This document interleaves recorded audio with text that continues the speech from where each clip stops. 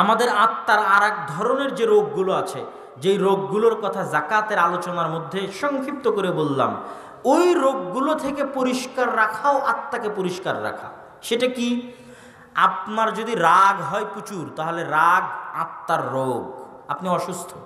যে প্রচণ্ড রাগী, ও যখন রাগান্ত অবস্থায় আছে ও অসুস্থ। আপনার যদি অন্তরে হিংসা থাকে, তাহলে এই হিংসা আপনার অন্তরের অসুস্থতা। আপনি হিংসুটে মানে আপনি একজন মানসিক রোগী। আপনার অন্তরে যদি ঈর্ষা বিদ্বেষ থাকে, তাহলে আপনি একজন মানসিক রোগী, আপনার অন্তর অসুস্থ হয়ে গেছে। আপনার অন্তরে যদি অহংকার থাকে, আপনি একজন মেন্টাল পেশেন্ট, মানসিক রোগী। আপনার অন্তরে অহংকার আছে, এটা একটা অসুস্থতা। আপনি মানুষের গীবত করছেন, আপনার অন্তরে অসুস্থতা আছে, আপনি মেন্টাল পেশেন্ট। আপনি মানুষকে অপবাদ দিচ্ছেন, আপনার ভিতরে অসুস্থতা আছে, আপনার অন্তর অসুস্থ। আপনি লোভী, টাকার লোভ, খাবারের লোভ সামলাতে পারেন না, ধৈর্য নাই লোভের সামনে, আপনি অসুস্থ, মেন্টাল পেশেন্ট, আপনার নফস রোগী। তাহলে এই যে নফসের যে অসুস্থতাগুলো আছে, ফি কুলুবিহিম মারাজ, ইবনুল কাইয়িম রাহিমাহুল্লাহ বলছেন নফস অসুস্থ হয়। এগুলো হচ্ছে নফসের অসুস্থতা। উনি এক এক এক এক করে গনিয়েছেন, যার কিছু উদাহরণ আমি আপনাদের সামনে পেশ করলাম। এটা হচ্ছে নফস অসুস্থ রোগী। তাহলে এই অসুস্থ নফস, এই মানসিক রোগীর কি চিকিৎসা? হিংসুটে মানসিক রোগী, রাগী মানসিক রোগী, অহংকারী মানসিক রোগী, লোভী মানসিক রোগী, ধৈর্য নাই অধৈর্য মানসিক রোগী, এই সমস্ত মানসিক রোগীর চিকিৎসা কি? রাসূলুল্লাহ সাল্লাল্লাহু আলাইহি ওয়াসাল্লামের কিছু হাদিস যদি আমরা সামনে রাখি, তাহলে আমাদের জন্য সহজ হবে এই সমস্ত মানসিক রোগের চিকিৎসা করতে। আগে আমাদের জানতে হবে যে এই সমস্ত মানসিক রোগ থেকে দূরে থাকা কতটা মহৎ এবং মহান কাজ, এবং এই সমস্ত মানসিক রোগে লিপ্ত হওয়া কতটা ভয়ঙ্কর এবং জঘন্য অপরাধ। সম্মানিত উপস্থিতি, রাসূলুল্লাহ সাল্লাল্লাহু আলাইহি ওয়াসাল্লাম একদিন এইরকম একটা মাজলিসে বসে আছেন। হাদিসের বর্ণনাকারী আনাস ইবনে মালিক, তিনি বলছেন, বাইনামা নাহনু জুলুসুন ইনদান নবী সাল্লাল্লাহু আলাইহি ওয়াসাল্লাম, আমরা সাহাবীরা রাসূল সাল্লাল্লাহু আলাইহি ওয়াসাল্লামের নিকটে বসে আছি একত্রে। হঠাৎ রাসূলুল্লাহ সাল্লাল্লাহু আলাইহি ওয়াসাল্লাম বললেন, ইত্তালিউ আলাইকুম রাজুলুম মিন আহলিল জান্নাহ, কিছুক্ষণের মধ্যে তোমাদের নিকটে, তোমাদের মধ্যে একজন জান্নাতি ব্যক্তি আসবে। তো আমরা দেখলাম যে রজুলুম মিনাল আনসার, একজন আনসারি সাহাবী উজু করে তার দাড়ি নাড়াতে নাড়াতে, পানি ঝাড়তে ঝাড়তে মসজিদে প্রবেশ করলেন। দ্বিতীয় দিন আমরা রাসূলুল্লাহ সাল্লাল্লাহু আলাইহি ওয়াসাল্লামের সাথে বসে আছি। তিনি বললেন, ইয়াত্তালিউ আলাইকুম রাজুলুম মিন আহলিল জান্নাহ, তোমাদের নিকটে এখন একজন জান্নাতি ব্যক্তি আসবেন। আমরা আশ্চর্য হয়ে দেখলাম, গতকাল যে ব্যক্তি এসেছিলেন ওই ব্যক্তি আজ দ্বিতীয় দিন, তিনি একজন আনসারি সাহাবী, তার নাম হাদিসের মধ্যে উল্লেখ নাই। তৃতীয় দিন রাসূলুল্লাহ সাল্লাল্লাহু আলাইহি ওয়াসাল্লাম বললেন, ইয়াত্তালিউ আলাইকুম রাজুলুম মিন আহলিল জান্নাহ, এখন তোমাদের মধ্যে একজন জান্নাতি ব্যক্তি আসবে। আমরা দেখলাম ওই ব্যক্তি যে প্রথম দিন এসেছিল, ওই ব্যক্তি যে দ্বিতীয় দিন এসেছিল, ওই আনসারি সাহাবী আজকে প্রবেশ করলেন। তো আব্দুল্লাহ ইবনে আমর ইবনে আল-আস বলছেন, আমার অন্তরে কৌতূহল তৈরি হলো যে এই ব্যক্তির আমল সম্পর্কে অনুসন্ধান করার। প্রত্যেক মা এবং বোন, যতদূর পর্যন্ত মাইকের আওয়াজ যাচ্ছে, যতদূর পর্যন্ত মানুষ যারা দোকানপাটে বাজার করতেছে তাদের কানে আওয়াজ যাচ্ছে, তাদেরকে এই হাদিসটা, অন্য সকল আলোচনার সকল কথা ভুলে গেলেও এই হাদিসটা একটু 2 মিনিট 5 মিনিট মনোযোগ দিয়ে শ্রবণের আহ্বান জানাচ্ছি। হাদিস সহিহ। রাসূলুল্লাহ সাল্লাল্লাহু আলাইহি ওয়াসাল্লাম পরপর 3 দিন একজন ব্যক্তির ব্যাপারে বললেন, এই ব্যক্তি জান্নাতি। আব্দুল্লাহ ইবনে আমর ইবনে আল-আস বলছেন, আমার আগ্রহ হলো, আমি জানতে চাই এই ব্যক্তি কি আমল করে। আমি তার কাছে গিয়ে বাহানা করলাম, বাহানা করে তার কাছে 3 দিন থাকতে চাইলাম, 3 দিন 3 রাত। তিনি আমাকে থাকার অনুমতি দিলেন। ফাবাতা ইনদাহু 3 লায়ালিন ওয়া 3 আইয়ামিন। আব্দুল্লাহ ইবনে আমর ইবনে আল-আস রাদিয়াল্লাহু তাআলা আনহু তার নিকটে 3 রাত 3 দিন অবস্থান করলেন। আব্দুল্লাহ ইবনে আমর ইবনে আল-আস রাদিয়াল্লাহু তাআলা আনহু নিজের মুখের কথা আপনাকে বলছি। উনি বলছেন, ফাকানা লা ইয়ারা মিনহু কাসীরা আমালিন, এই 3 দিন 3 রাতে আমি বড় কোনো আমল দেখতে পেলাম না, যে অতিরিক্ত কোনো আমল তিনি করছেন, এরকম অতিরিক্ত কোনো আমল আমি তার আমল নামায় দেখলাম না। আরও নির্দিষ্ট করে আব্দুল্লাহ ইবনে আমর ইবনে আল-আস রাদিয়াল্লাহু তাআলা আনহু উল্লেখ করছেন, লাম ইয়ারাহু মুতাহাজ্জিদাম ফিল লাইল, রাতের বেলায় তাহাজ্জুদের সালাত আদায় করতেও দেখলাম না।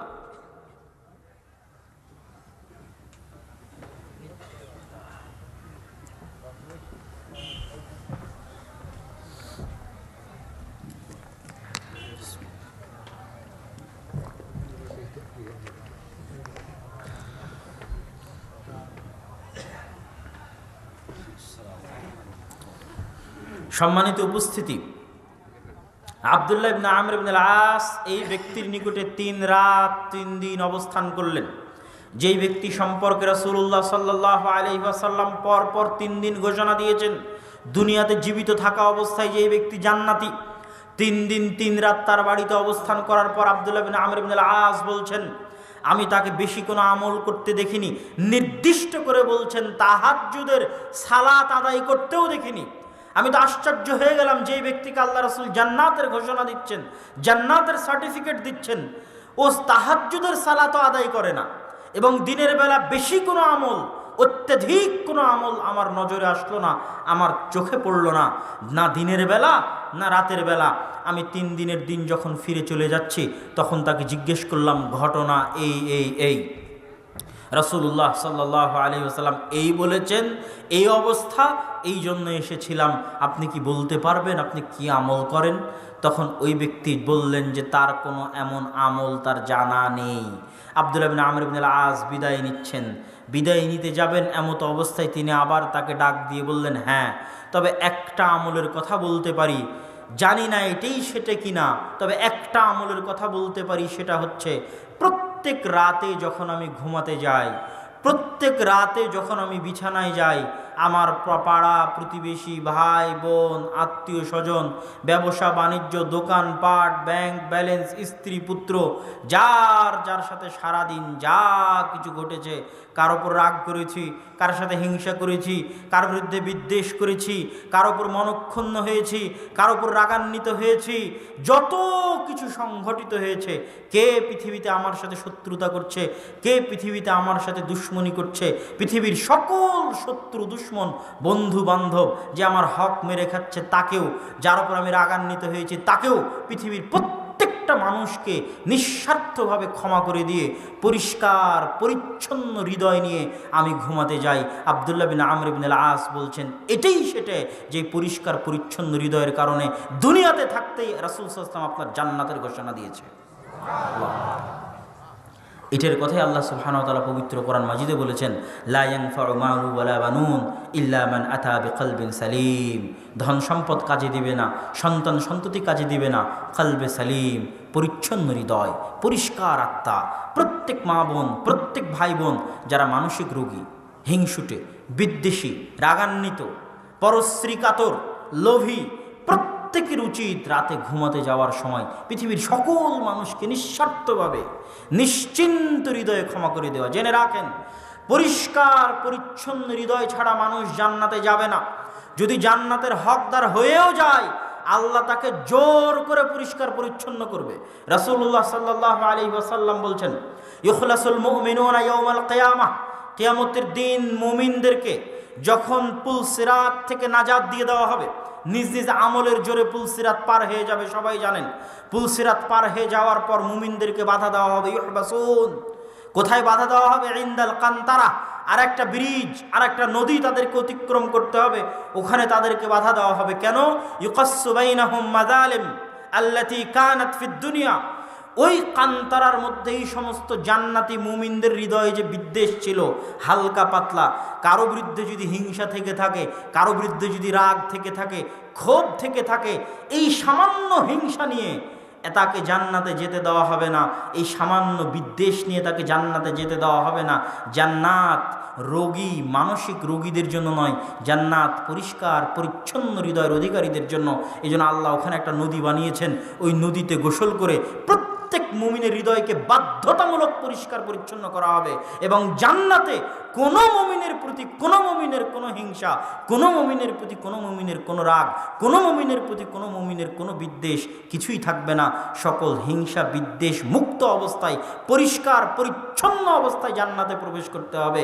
তাহলে তার ফজিলত কত বেশি যে দুনিয়াতে থাকতে পরিচ্ছন্ন হৃদয় নিয়ে বিদায় নেবে। প্রথম ধাপ কমপ্লিট করবেন, 40 দিনের, তখন আপনি আসলে শয়তানের যে কন্ট্রোল ক্ষমতা আপনার আত্মার ওপর আছে এটা অনেকটা কমে যাবে এবং আপনার নিজের কন্ট্রোল ক্ষমতা আপনার আত্মার ওপর বাড়বে। আল্লাহ সুবহানাহু ওয়া তাআলা আমাদের তৌফিক দান করুক, আল্লাহুম্মা আমিন। সম্মানিত উপস্থিতি, এবার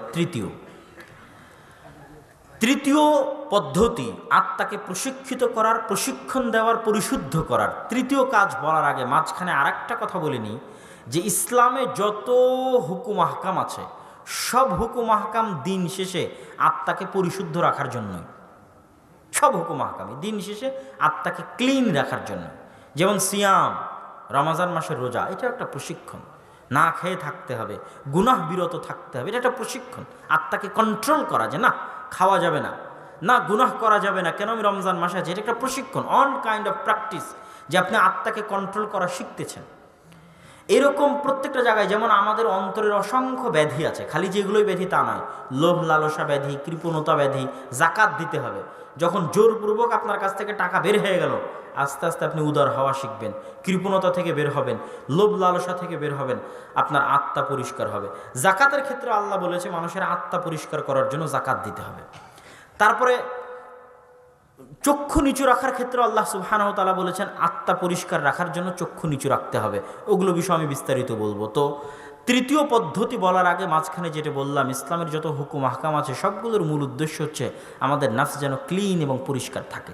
তৃতীয় যে কাজ দিয়ে আমরা আমাদের আত্মাকে প্রশিক্ষিত করতে পারবো, পরিশুদ্ধ করতে পারবো, শয়তানের বিরুদ্ধে লড়াই করতে পারবো, সেটা হচ্ছে, এইটা জানার আগে আরেকটা জিনিস আমাদের জানতে হবে, শয়তান কোন কোন মাধ্যম দিয়ে সবচেয়ে বেশি আমাদের আত্মাকে পরাস্ত করে।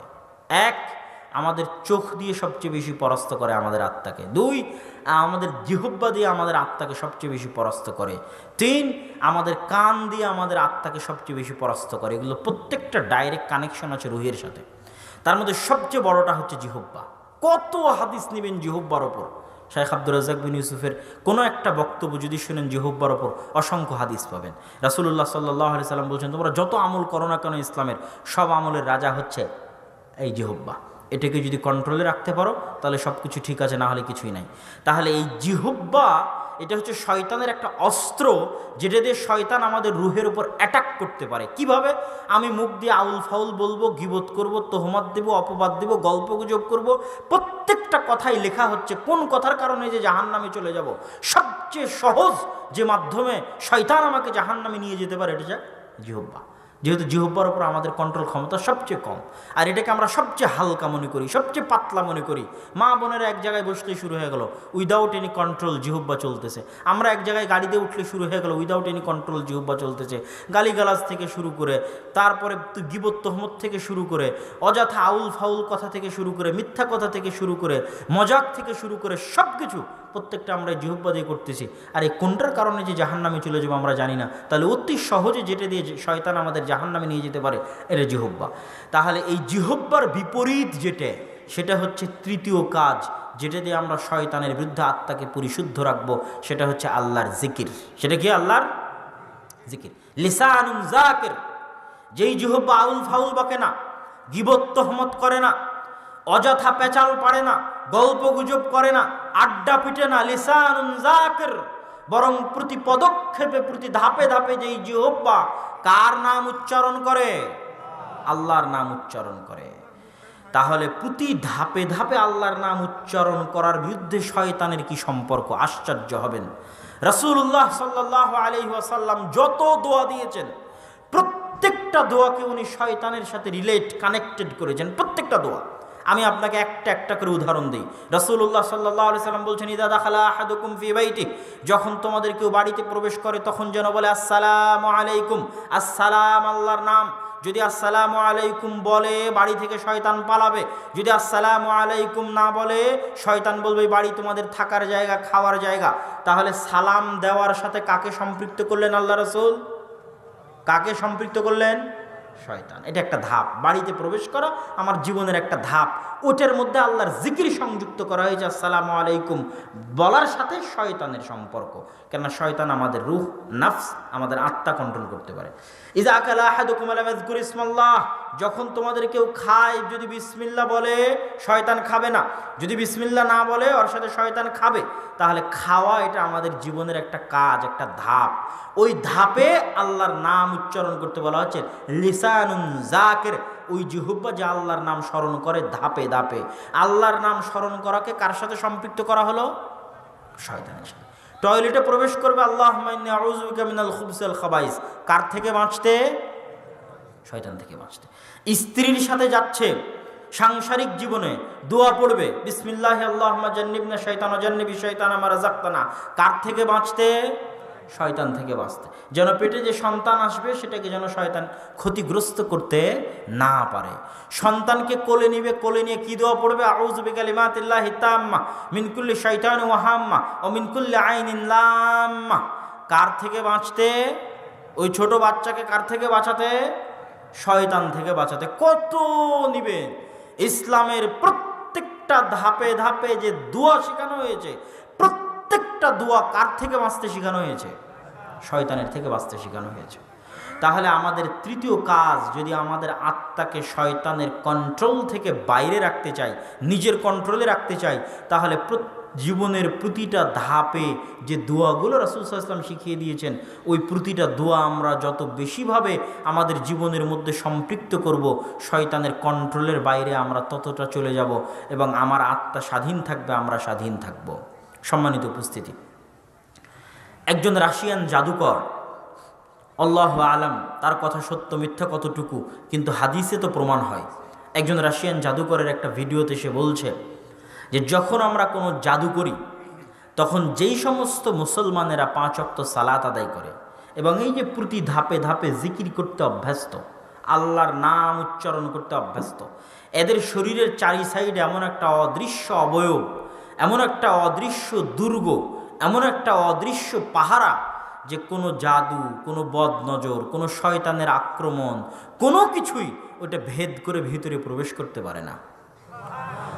একই কথা রাসূলুল্লাহ সাল্লাল্লাহু আলাইহি সাল্লাম বলেছেন। কিন্তু জাদুও শয়তানের, বদনজরও শয়তানের, কুদৃষ্টিও শয়তানের, অন্তরের উপর ওয়াসওয়াসাও শয়তানের। কি বলছেন রাসূল সাল্লাল্লাহু আলাইহি সাল্লাম? কেউ যদি ঘুমায় আর আয়াতুল কুরসি পড়ে, আল্লাহর পক্ষ থেকে একটা ফেরেশতা সকাল পর্যন্ত গার্ড দিবে যেন শয়তান আর কোনো ক্ষতি করতে না পারে।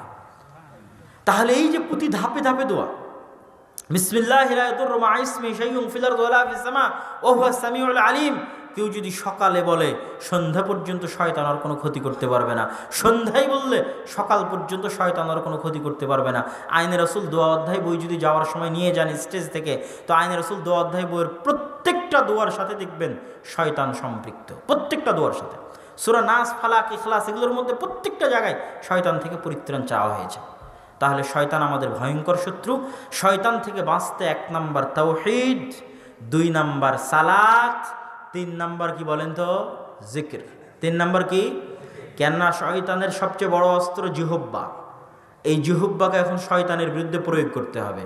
আউল ফাউল বকা বন্ধ, গল্পগুজব বন্ধ, গীবত তোহমত বন্ধ, তাহলে শয়তান বিপদে। জিহ্বা এখন কি কাজে লাগবে? বাড়িতে প্রবেশ করলে আসসালামু আলাইকুম, খেতে বসলে বিসমিল্লাহ, বাড়ি থেকে বের হলে বিসমিল্লাহি তাওয়াক্কালতু আলাল্লাহ লা হাওলা ওয়ালা কুওয়াতা ইল্লা বিল্লাহ, গাড়িতে উঠলে সুবহানাল্লাযী সাখখারা লানা হাদা ওয়া মা কুন্না লাহু মুকরিনিন ওয়া ইন্না ইলা রাব্বিনা লামুনকালিবুন। স্ত্রীর কাছে গেলে এটা, নতুন জামা কিনলে এটা, নতুন কাপড় পরলে এটা, বাড়ি থেকে বের হলে এটা, টয়লেটে প্রবেশ করলে এটা, টয়লেট থেকে বের হলে এটা। প্রত্যেক ধাপে ধাপে আমি শয়তানের বিরুদ্ধে যুদ্ধ করতেছি। কি দিয়ে? লিসানুন যাকির। শয়তানের বিরুদ্ধে একটা অদৃশ্য দুর্গ তৈরি করতেছি, অদৃশ্য বুদ্ধ তৈরি করতেছি, অদৃশ্য বর্ম গায়ে ধারণ করতেছি, যে অদৃশ্য বর্ম দুর্গকে ভেদ করে পৃথিবীর কোনো শক্তি, পৃথিবীর কোনো শয়তানি শক্তি, কোনো কুদৃষ্টি, কোনো বদনজর, কোনো জাদুটোনা, কোনো কিছু শয়তানের কোনো ওয়াসওয়াসা যদি কেউ প্রতিনিয়ত পড়তে থাকে, লিসানুন যাকির, ভেদ করে তার অন্তরে প্রভাব সৃষ্টি করা শয়তানের পক্ষে, কুদৃষ্টির পক্ষে, বদনজরের পক্ষে, জাদুটোনার পক্ষে অসম্ভব, ইম্পসিবল।